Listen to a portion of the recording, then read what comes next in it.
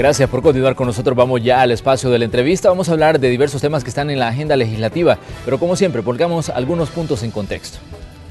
El pago de las pensiones está garantizado para los meses de agosto y septiembre. Este es un punto en el que ha hecho énfasis el gobierno. El presidente dio estas declaraciones unos días después que la Sala de lo Constitucional frenó una reforma legislativa que avalaba que las AFPs invirtieran obligatoriamente ya no el 45%, sino hasta el 50% de los ahorros de sus cotizantes. Hemos ya garantizado el pago de las pensiones que nos corresponde como Estado pagar 2 meses, agosto y septiembre. La Sala de lo Constitucional, institución que yo respeto, pero que también considero siempre que no analizan la realidad del país, y sus resoluciones vienen a agravar la situación del país en vez de generar tranquilidad y seguridad. Hay dos situaciones de las que se ha hablado mucho en estos días y que tienen que ver con pensiones. Primero, garantizar el pago de las pensiones de jubilados del ISS e INPEP y al mismo tiempo contar con los fondos para abonar a la deuda previsional que se viene acumulando desde 2006, desde que se ideó usar fondos de cotizantes para las AFPs para pagar pensiones a cotizantes del antiguo sistema. Segundo, en la Asamblea Legislativa hay varias propuestas de reforma al sistema previsional. El gobierno presentó una en 2016, que en julio la sustituyó para dar paso a lo que el ministro de Hacienda llama un híbrido entre su primer proyecto y las presentadas por otros sectores. También está la presentada por la Iniciativa Ciudadana para las Pensiones, otra presentada por el Partido Gana y una cuarta presentada por sectores laborales. A estas se vino la presentada por los partidos de oposición Arena, Gana, PCN y PDC. Se trata de poder recoger diferentes puntos de los planteamientos o de las reformas que han sido presentadas por los diferentes grupos parlamentarios. Pero la intención es que una vez presentada, como está ocurriendo en este instante, el FMLN tenga la oportunidad de testar que en efecto, como lo hemos dicho, las distintas observaciones relevantes. La propuesta, dicen quienes la promueven, garantizaría una mejor rentabilidad y no alteraría las edades de jubilación. Los SIP que todavía están pendientes de pago tendrán escalonadamente llegando al 4.5% y todos los nuevos que se emitan tendrán el 6%. En ese sentido se está configurando la cuenta seguro, la cuenta colectiva o cuenta bolsón, como le queramos llamar, para que se active inmediatamente. Se agota la cuenta individual del trabajador. El presidente de la Asamblea Legislativa, Guillermo Gallegos, dice que con esta iniciativa ya no habría necesidad de buscar fondos para pagar los 93 millones de dólares de pensiones en octubre. Mientras la diputada de Arena, Milena Calderón de Escalón, añadió que la tasa de rentabilidad irá creciendo desde el 4 hasta el 6%. Por su parte, el parlamentario del PCN, Mario Ponce, explicó que no podrán pagarse pensiones de más de $2.000. Así abrimos el espacio de la entrevista correspondiente a este miércoles. ¡Comenzamos! Y como se los anunciábamos, se encuentra con nosotros la diputada Lorena Peña, presidenta de la Comisión de Hacienda de la Asamblea Legislativa. Lorena, un gusto recibirla. Un gusto estar aquí, Manuel, un placer compartir con la audiencia de Canal 12.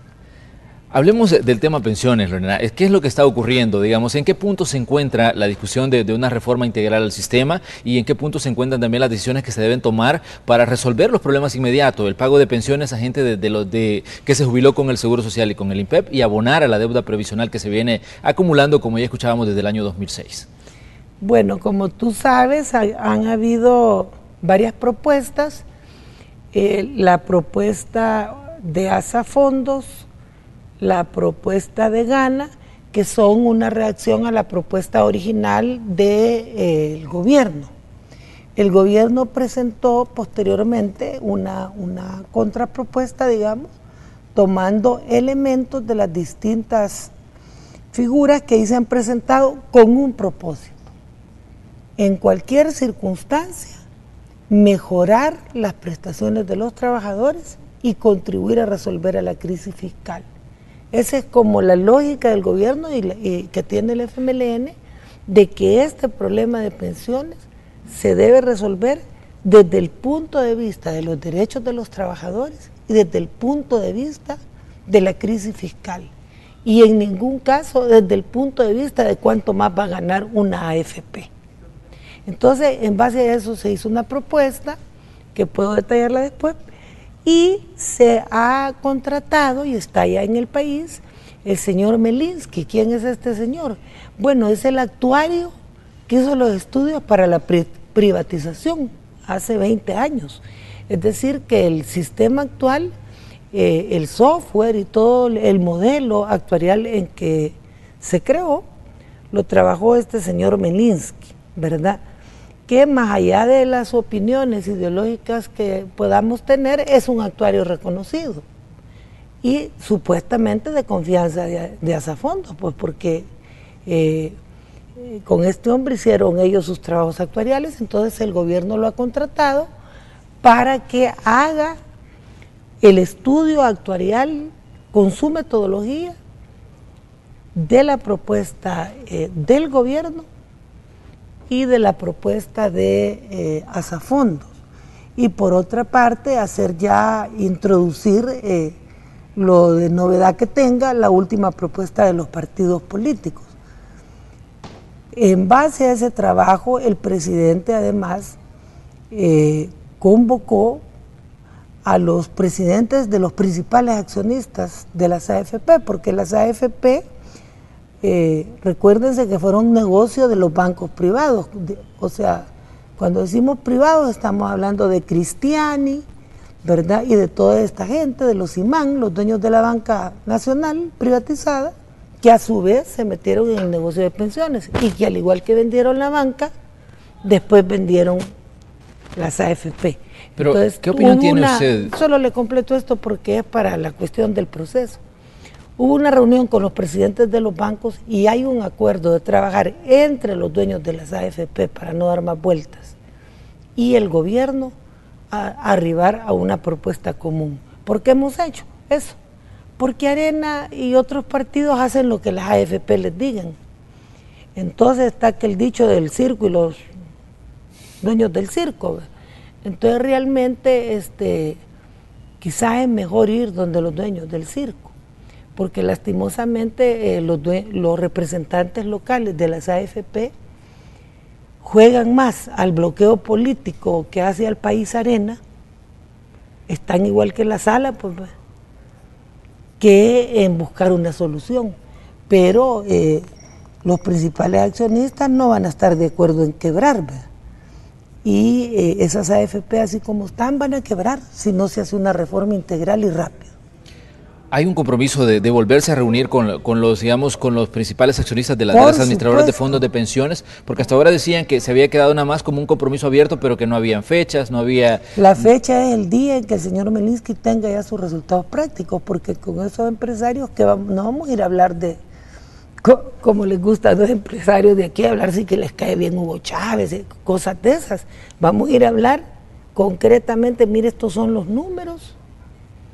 ¿Por qué es razonable nuestra propuesta? No es una propuesta confiscatoria, no tiene nada de eso, pero claro, creemos que hay que regular sus ganancias, porque esas comisiones altísimas de las AFP no las podemos seguir pagando, ni podemos hacer una reforma que aprovechando la crisis les permite echar otra tarrascada como echaron cuando se privatizó. Ahora bien, se presentó por parte de los partidos de oposición, Arena, Gana, PDC, PCN, una nueva propuesta. ¿Cuál es la evaluación que ha hecho usted como presidenta de la Comisión de Hacienda sobre esa propuesta que fue planteada y que decían que es una alternativa más para buscar soluciones a este tema de las pensiones? A mí me alegra de que hagan una nueva propuesta, eso es importante. Porque la que habían hecho como ICP, que le llaman, que es Asafondos, en realidad se embolsa la mitad de las devoluciones de los que no se jubilan, ese es el principal problema que tiene. Y le dan ahí, según ellos, un dulce al gobierno para, a cambio, ellos agarrarse prácticamente la mitad de las devoluciones del 70% de los cotizantes.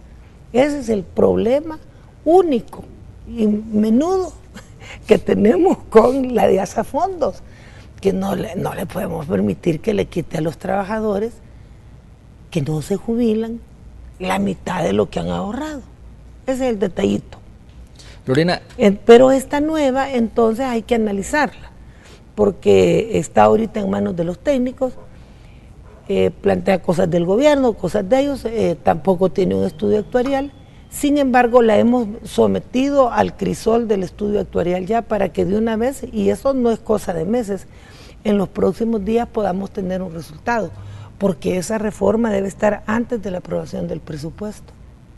Ahora bien, hay aspectos muy puntuales porque por un lado se está discutiendo la reforma integral al sistema de pensiones, pero hay otros aspectos inmediatos. El tema del pago de las pensiones a jubilados del ISSSTE y el INPEP, en diversas ocasiones se ha mencionado de que podrían estar en peligro el pago para más de 175,000 personas que se jubilaron en el antiguo sistema, si no se encuentra, digamos, una salida a la vez de la reforma integral no llega, entonces podrían estar en peligro porque el presidente de la República dijo está garantizado agosto y septiembre. Claro. Y también, bueno, recordemos que viene el otro compromiso de octubre, que es el abono a la deuda previsional, que sobrepasa los 90 millones de dólares.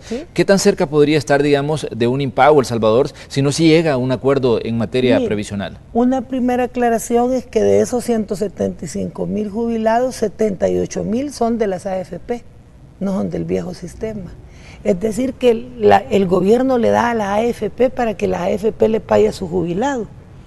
Yo no sé qué va a hacer la AFP cuando el gobierno no le dé dinero, porque le cobran comisión a la gente como que ellos hubieran trabajado ese dinero, ¿verdad? Y la gente dice, es mi ahorro, démelo, pero el ahorro de esa gente ya no existe, ya se lo acabaron. Entonces ahí se mantienen jubilados del viejo y del nuevo sistema. Es una primera cosa que le quiero aclarar. Muy bien. El gobierno, el presidente ha hecho todas las diligencias para pagar agosto, septiembre. Si la reforma se hace antes de que termine el mes de septiembre, no hay problema octubre, noviembre y diciembre. Así de concreto es esto, no hay problema, ¿verdad?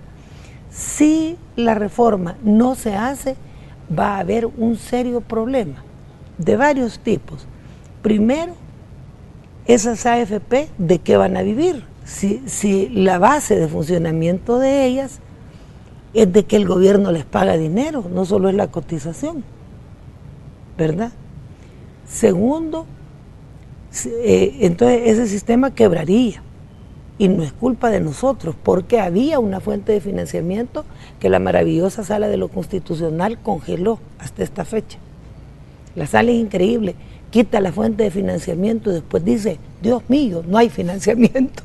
Pero dejó pues sin financiamiento a los pensionados. Entonces, si no hay una reforma al sistema previsional, ese sistema va a quebrar. Y no va a haber cómo pagarle a los jubilados. Pero nosotros tenemos la íntima convicción que nadie de las mismas AFP a estas alturas del partido quiere quebrar. Y tiene que haber un esfuerzo de país para poder hacer esa reforma. Si se hace la reforma, de verdad que está resuelto básicamente el problema. Y estaría resuelto también el problema del pago de la deuda previsional para octubre. Claro. Ese no tanto, pero el de las pensiones sí. El de la deuda previsional el gobierno está haciendo sus acomodos para resolverlo. Pero el pago de los pensionados, que el presidente dijo que no va a permitir que se queden sin su pensión, que la sala no tiene tanta potestad como para dejar a 175,000 personas de la tercera edad y su familia sin ese ingreso, eso lo va a cumplir. Estamos trabajando intensamente por eso, por sacar la reforma antes de que termine septiembre. ¿Verdad? En julio el gobierno presentó su segunda propuesta de reforma al sistema previsional. ¿Cuáles considera usted, Lorena, que son la fortaleza de esa propuesta, a diferencia de la presentada en 2016, en la que se hablaba del sistema mixto que fue tan criticado a la hora de que lo propuso el gobierno? Mire, el sistema mixto era fuerte, ¿verdad? Pero hubo una campaña mediática más fuerte. Entonces eso, pero no vamos a discutir de eso ahorita. La actual propuesta del gobierno, ¿qué pretende? Uno, garantizar el ahorro del trabajador. Que el ahorro del trabajador no pueda ser manoseado ni por las AFP ni por nadie. Esa es una. Dos, mejorar el ahorro del trabajador por dos vías. Una, porque la cotización sube a 15% y porque la comisión, que es la segunda, de las AFP debe bajar a 1.5%. De tal forma que no solo se asume un incremento de 1 punto por cada parte de empleados y trabajadores, empleadores y trabajadores, sino que se baja de 2.2 a 1.5, 1.7% por el lado de las AFP, quedando el ahorro de los trabajadores en 13.5% de su salario. Es decir, se incrementa en un 25% el ahorro de cada persona. ¿Y eso qué resultado tiene? Pues que va a tener una mejor pensión, ¿verdad?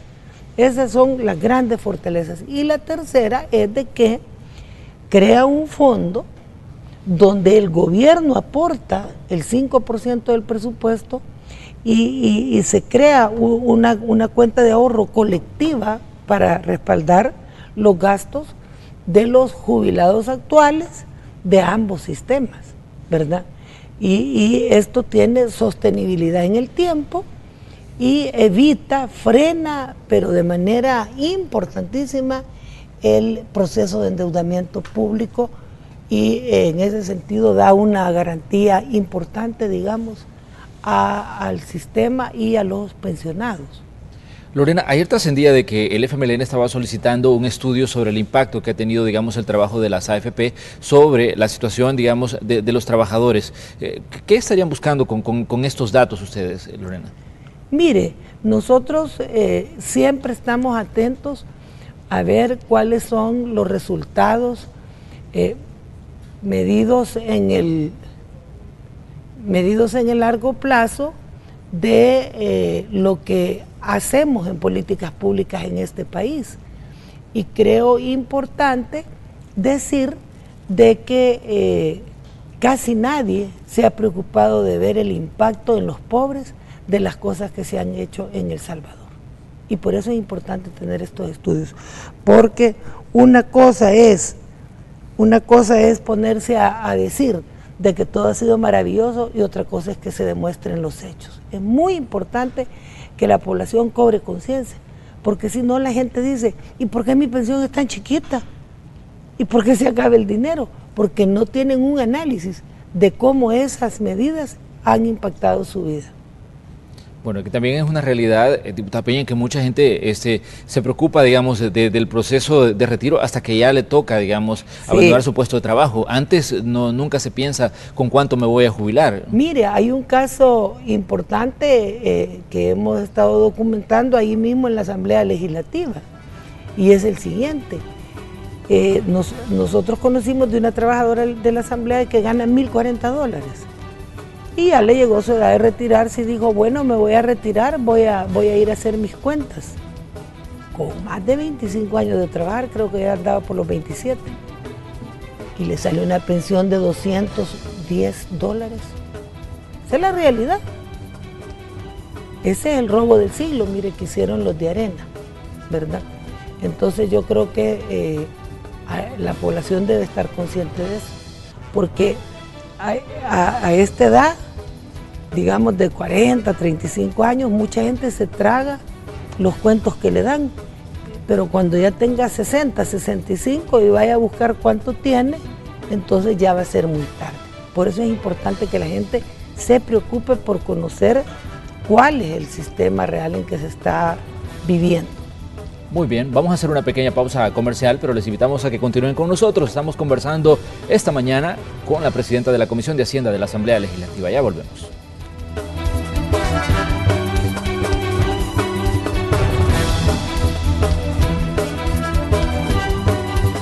Continuamos con el espacio de la entrevista de Hechos AM correspondiente a ese día. Estamos conversando con la presidenta de la Comisión de Hacienda de la Asamblea Legislativa, la diputada Lorena Peña.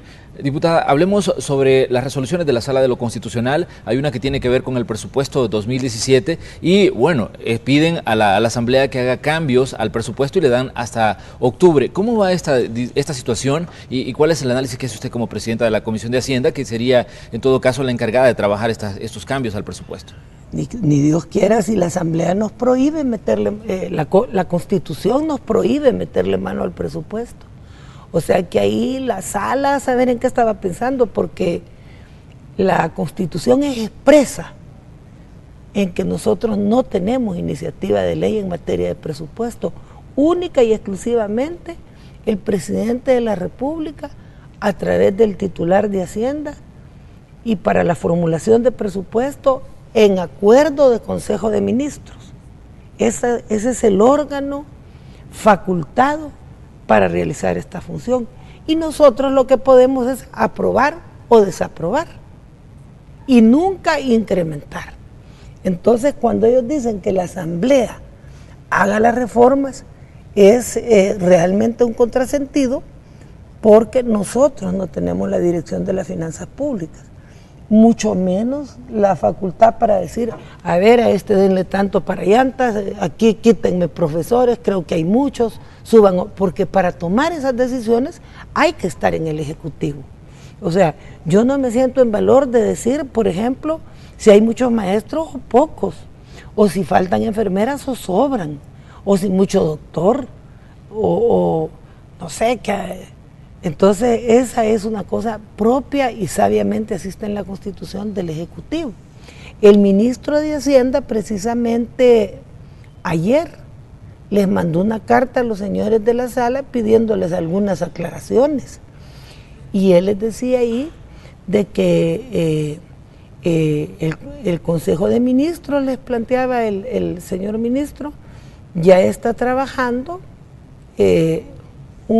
su documento como corresponde, pero que para esto que ellos han planteado, les planteaba él, es bastante difícil pensar que del gasto de 2 meses del año se pueda sacar un ahorro como de 300 millones que ellos quieren, ¿verdad? Y segunda, les pregunta a él que por qué no de una vez le va diciendo a la Corte cuánto se va a recortar este año, ¿verdad?, para poderlo redistribuir a las áreas que ellos mismos dicen, salud, educación y seguridad. Y les pregunta qué edificios no van a iniciar, porque hay, dice él, bonos, seguros médicos, edificios de lujo, ¿verdad?, que la Corte podría disminuirse sin estar esperando, dice, a votaciones legislativas, ¿verdad? Y la otra cosa que planteaba el ministro es de que porque como el equilibrio que plantea la Constitución es entre ingresos y gastos, ¿está de acuerdo usted? Sí. Pero la Corte dice que está en desequilibrio y que hay que recortar el gasto. No habla de subir los ingresos, ¿verdad? Y como hay como 3 impuestos en contra de la evasión que la sala declaró inconstitucionales, y que eso afecta también el equilibrio presupuestario porque entra menos dinero, les pregunta por qué para el equilibrio solo piensan en el gasto y no pensaron en la evasión y la elusión.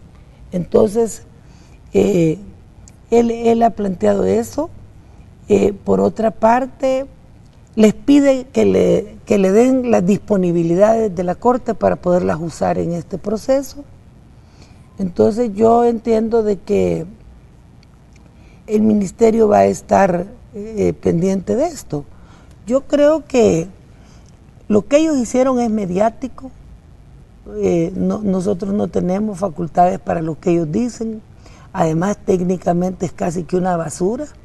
Yo había hecho el análisis desde las leyes fiscales, pero me interesó mucho un análisis constitucional que hizo la doctora Lidia Castillo, y ella realmente hace una reflexión de la parte meramente jurídica y de la técnica de la sala, y a uno le queda claro como decían antes, ¿verdad? Yo en Francia creía que era bueno en Alemania, y en Alemania dicen que es bueno en Francia, o sea que no es bueno en ningún lado.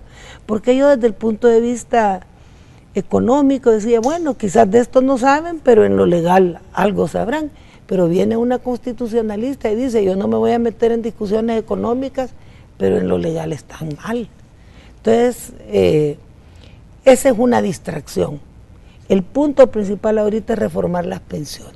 Eso sí nos debe preocupar, porque la sala le quitó el dinero a los pensionados. Y eso es delicadísimo.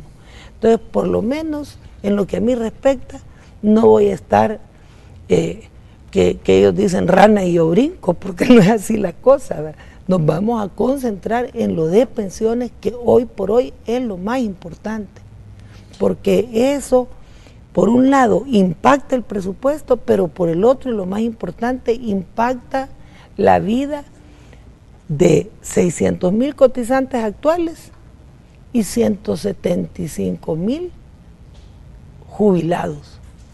Ahora bien, me gustaría que habláramos también de algunos puntos que están en la agenda legislativa y que tienen que ver con situaciones a nivel internacional, diputada Peña. Diga. Uno, la situación de Venezuela. Se discutió en la última sesión plenaria, incluso el presidente de la Asamblea dijo que se iba a hacer lo posible porque no se diera esa reunión aquí en El Salvador, una reunión de la que habló Nicolás Maduro. ¿Cómo ven ustedes esta situación en medio de todo lo que se está diciendo y, digamos, en medio también incluso de las declaraciones que da Estados Unidos en estos últimos días sobre la situación de Venezuela? Vaya, mire, yo voy a opinar de lo que hace el Estado de El Salvador, porque nosotros debemos tener una política independiente. Para otros países pues podrán decir otra cosa, pero cada país debe formular de acuerdo a su realidad y a su visión la política exterior. Nosotros, como no somos gran potencia, no podemos actuar como gran potencia, mucho menos potencia imperial. Allá cada quien que vea cómo se califica. En el caso nuestro hemos sido claros que tenemos una política exterior de paz, cooperación, solidaridad, respeto a la autodeterminación de los pueblos y a la legalidad internacional. ¿Qué quiere decir eso? Primero, se respeta el orden jurídico de cada país. Se respeta, ¿verdad? Entonces, si ese país tiene esas leyes decididas soberanamente, se respetan. Punto 1. Punto 2, la legalidad internacional se respeta. ¿Qué quiere decir? Que la OEA, por ejemplo, no puede meterse en los problemas internos de un país si no es a petición del país mismo, y peor aún si es de la manera tan vulgar como lo hace el secretario general ese que tenemos por desgracia en la OEA. Entonces nos vamos a acompañar. El señor Almagro quiere ser guarimbero, es problema de él, ¿verdad? Si quiere andar ahí con los que tiran piedras y queman viva a la gente, porque la derecha democrática que pretenden defender ha quemado viva gente en la calle, y no le ha bastado quemarla, sino que la ha pateado toda, y son casi 100 muertos que han provocado la oposición violenta. Entonces nosotros no estamos en acuerdo con la posición de la derecha de aquí, y mucho menos con respaldar grupos violentos. La gente que hoy en día tiene valor de respaldar a gente que llama abiertamente en otro país a violar el orden público y constitucional, es la misma gente que aquí antes, desde el Estado, hacía escuadrones para salir a matar. Entonces nosotros con eso no vamos a estar de acuerdo. Y sobre lo de la CELAC, me da un poco de pena decirlo, pero la Asamblea no dirige la política exterior de este país. Es facultad exclusiva del Ejecutivo. Y El Salvador es miembro de distintas instituciones internacionales. Una de las más importantes es la CELAC, que es el Consejo Económico para América Latina y el Caribe. Ellos, más la Unión Europea, se reúnen aquí en El Salvador. Entonces, ¿qué le vamos a ir a decir nosotros a la Unión Europea que no venga?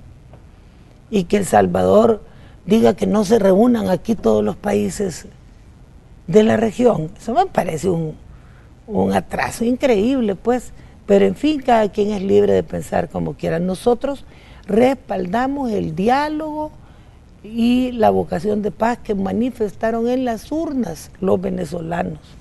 Y respaldamos al presidente Maduro, que a pesar de toda esa provocación que le hicieron, quemándole viva gente en la calle, poniéndole bombas a los motociclistas, matando a 8 electrocutados, todo eso que hizo las turbas estas derechistas, extremistas, a pesar de eso mantuvo la prudencia y le dio un cauce a través del voto y la democracia a la solución de la crisis venezolana.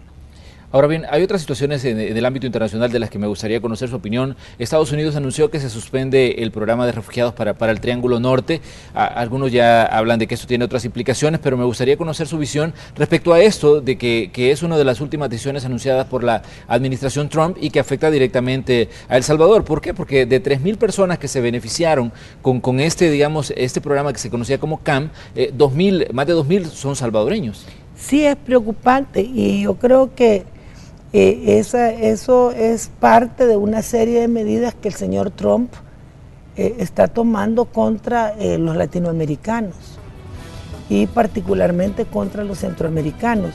Yo espero que el gobierno de El Salvador y el gobierno de Estados Unidos tengan el diálogo correspondiente para analizar esta problemática. Por supuesto que no estamos de acuerdo en que se les supriman estas posibilidades, sobre todo a los niños y niñas centroamericanos, ¿verdad? Que son particularmente los más afectados por el desarraigo que genera la inmigración.